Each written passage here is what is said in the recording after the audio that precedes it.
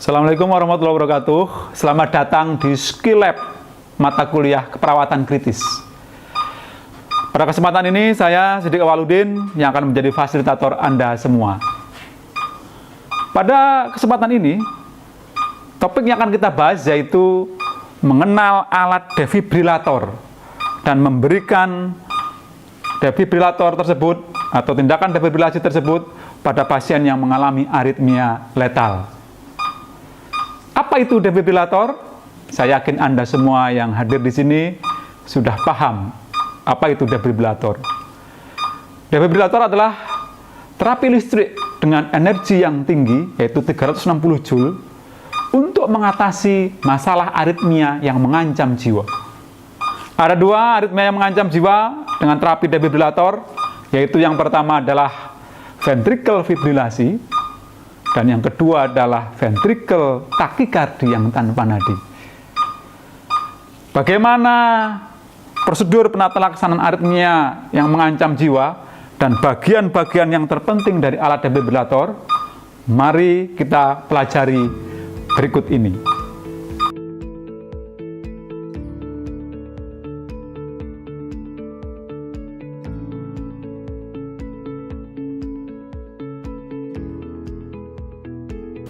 Pada tahap pembelajaran yang pertama adalah penjelasan mengenai alat defibrilator. Ya. Bagian-bagian yang terpenting dari defibrilator ini adalah yang pertama, ini adalah konektor penghubung antara alat defibrilator dengan sumber energi. Kemudian bagian yang kedua adalah kabel elektroda. Nah, ini yang kita menghubungkan dengan elektroda yang dipasang di dada pasien. Kemudian bagian-bagian berikutnya adalah screen. Nah, screen ini atau monitor ini untuk menampilkan rekaman atau gambaran elektrokardiogram yang terjadi pada pasien, ya. Kemudian bagian berikutnya adalah ada tombol di sini. Ini kalau seperti ini dalam posisi off. Ya, kita posisi off ini. Nah, bagaimana cara menghidupkannya? Maka kita putar tombol ini atau kita knopnya ini ke posisi gambaran EKG di sini. Sekali saja. Klik. Nah, maka screen atau layar ini akan menyala. Ya. Nah, ini menyala karena ini konektor ini sudah kita hubungkan pada pasien. Maka di sini akan tampil gambaran EKG yang menggambarkan kondisi real pada pasien. Nah, ini kebetulan saat ini pasien kita gambaran EKG-nya adalah sinus rhythm. Nah, ini adalah sinus rhythm. Ya, kemudian di tampilan layar ini akan muncul gambaran EKG, ya. Kemudian saturasi oksigen, ya. Kemudian juga ada tombol atau indikator alarm, ya. Nah, kemudian bagian berikutnya adalah tombol pengatur energi. Nah, ini kita kalau kita putar. Ini untuk mengatur energi. Biasanya kita berikan untuk melakukan defibrilasi sampai energi yang paling besar, yaitu 360 Joule. Nah, ini seperti ini. Ini kita putar 360 Joule. Ya. Ini kita kembalikan lagi ke posisi gambaran monitor. Ya, nah ini. Oke ya. Kemudian bagian-bagian berikutnya adalah tombol charge. Di sini adalah untuk mengisi atau charge, ya. Kemudian untuk memberikan defibrilasi. Ini bisa dilakukan dengan memencet tombol yang tersedia di sini atau biasanya tombol ini ada di pedal, ya, ada di pedal. Kemudian di sini ada bagian pacemaker. Ini bisa kita juga lakukan di sini. Ini kebetulan alatnya ini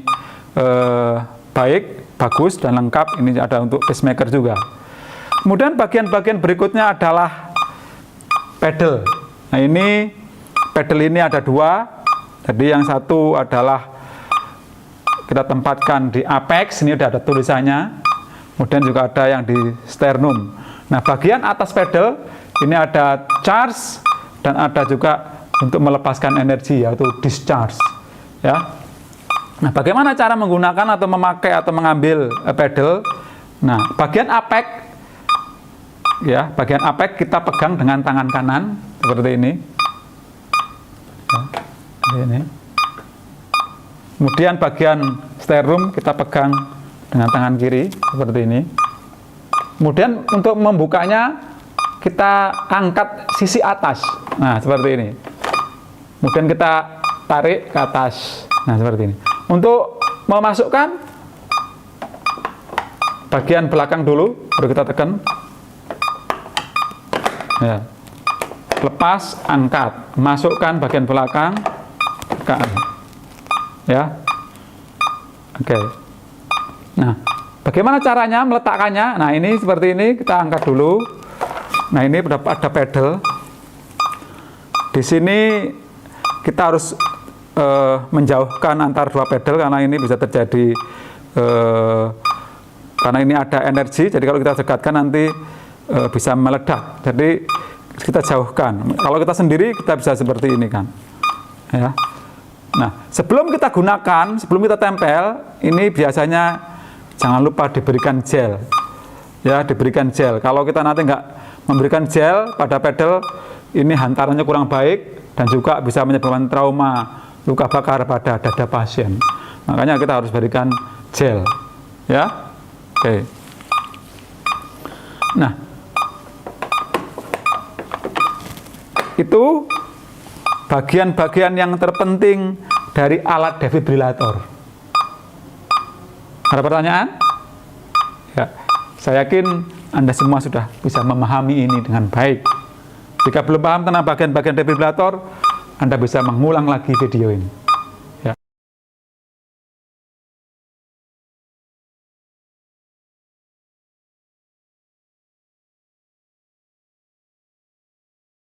Baik, pada tahap pembelajaran kedua, yaitu kita akan belajar bagaimana gambaran elektrokardiografi atau elektrokardiogram, ya, yang sering muncul pada pasien. Yang tampil di layar ini, kalau kita lihat, ini adalah gambaran sinus rhythm. Ini heart rate-nya 80, ini dalam kondisi normal. Kemudian yang sering muncul juga pada pasien, ini adalah gambaran, nah ini kalau kita lihat semakin cepat rate-nya, ya, atau denyutannya, ini heart rate-nya mulai meningkat di atas 100, ini adalah sinus takikardi. Kemudian ada gambaran juga yang sering muncul pada pasien, kalau kita lihat,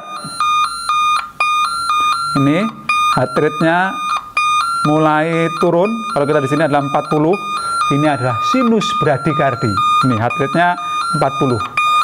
Kemudian gambaran berikutnya yang sering muncul pada pasien, nah ini kalau kita lihat, ini adalah supraventricle tachycardy. Nah, ini heart rate-nya sangat cepat, di atas 150 kali per menit. Ya. Kemudian yang ini adalah gambaran atrial flutter. Ini tampak gambaran yang seperti gigi gergaji ini pada gelombang P-nya ini. Ya. Kemudian ada gambaran namanya atrial fibrilasi ini, atrial fibrilasi, ya. Ini gambaran atrial fibrilasi. Ini ada atrialnya atau atriumnya ini atau gelombang P-nya yang tampak di sini ini bergetar. Ini ada getarannya. Kemudian berikutnya adalah ventricle tachycardy. Nah, ini ventricle tachycardy ini ada dua kondisi. Yang pertama ini disertai dengan nadi, dan yang kedua adalah ventricle tachycardy yang tanpa nadi. Makanya kalau kita nanti melihat gambaran seperti ini, yang pertama harus kita lakukan adalah cek nadi karotis. Kita pastikan pasien tersebut apakah ada nadi atau tidak ada nadi. Kemudian gambaran EKG yang berikutnya yang sering muncul adalah ventricle fibrilasi. Nah, seperti ini nih. Ini ventrikelnya mengalami getaran Ini ada yang bentuknya kasar, ini namanya coarse ventricular fibrilasi atau ventricular fibrilasi kasar. Kemudian ada juga yang halus,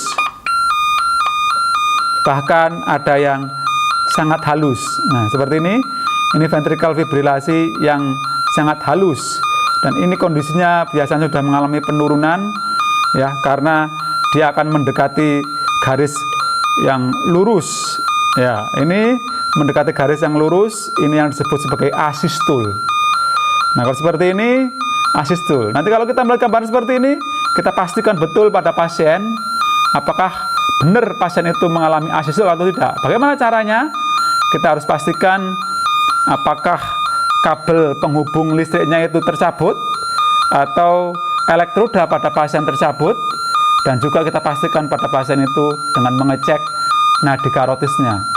Nah, kalau memang tidak tercabut dan tidak elektrodanya tidak terlepas dan juga cek nadi karotisnya tidak ada, berarti ini betul ini asistul pada pasien itu. Nah, mana dari gambaran-gambaran tadi yang harus kita lakukan tindakan defibrilasi dengan alat defibrilator? Yaitu ada dua. Yang pertama adalah ventricle fibrilasi. Nah, seperti ini wajib kita lakukan defibrilasi seperti ini. Dan yang kedua adalah ventricle tachycardi. Nah, seperti ini, yang tanpa nadi tentunya. Dua gambaran tadi harus kita lakukan defibrilasi. Kalau tidak dilakukan defibrilasi dan diselingi dengan CPR yang high quality, maka biasanya harapan hidup pasien itu menjadi turun. Itu tahap pembelajaran yang kedua.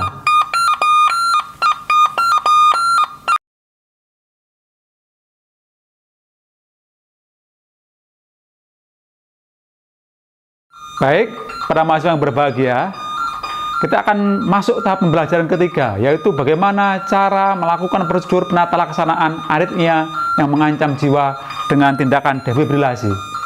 Ketika kita lihat gambaran pada pasien itu menunjukkan seperti ini apa gambarannya namanya tadi? Ventricle fibrilasi, maka tindakan yang utama harus kita berikan adalah melakukan tindakan defibrilasi atau DC shock. Bagaimana prosedurnya? Maka setelah kita melihat seperti ini dan alat itu tersedia di samping pasien, maka kita lakukan tindakan defibrilasi. Ya, bagaimana caranya? Yang pertama, kita harus mengambil pedal, ya, seperti ini. Kemudian jangan lupa memberi jelly. Kita berikan gel, ya, kita berikan gel. Setelah kita berikan gel, maka kita atur energi, select energi, kita atur pada posisi 360 joule. Ya, setelah kita atur pada posisi 60 joule, maka yang harus kita lakukan adalah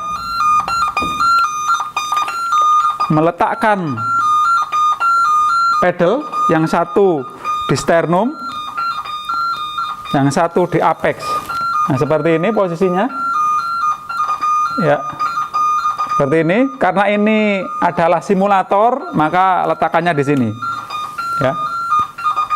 Seharusnya kalau betul satu di apex, satu di sternum, ya. Nah, setelah kita letakkan seperti ini, maka kita pencet tombol charge yang ada di sini, ya, kita charge, ya. Setelah kita charge, kita lihat indikatornya sudah sesuai energi available, maka apa-apa yang harus kita lakukan adalah shock on 3. Shock pada hitungan ketiga.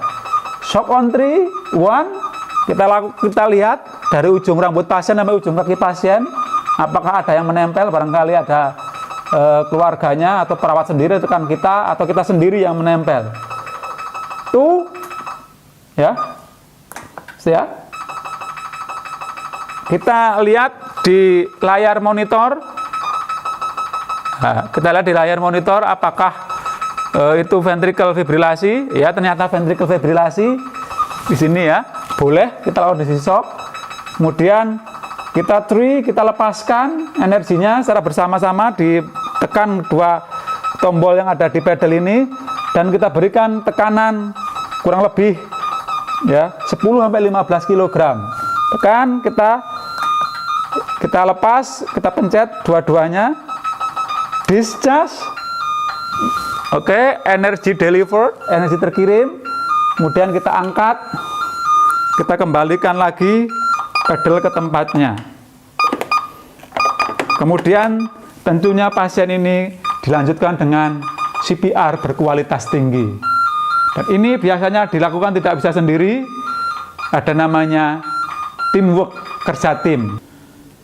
Para mahasiswa yang berbahagia, demikianlah penjelasan materi terkait dengan pengenalan alat defibrilator dan penata laksanaan sederhana pada aritmia yang mengancam jiwa.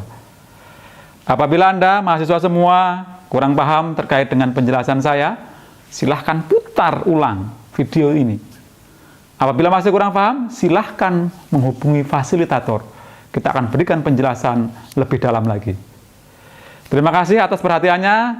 Semoga ini bermanfaat untuk Anda semua. Terima kasih. Assalamualaikum warahmatullahi wabarakatuh. Salam jurusan keperawatan Unsud.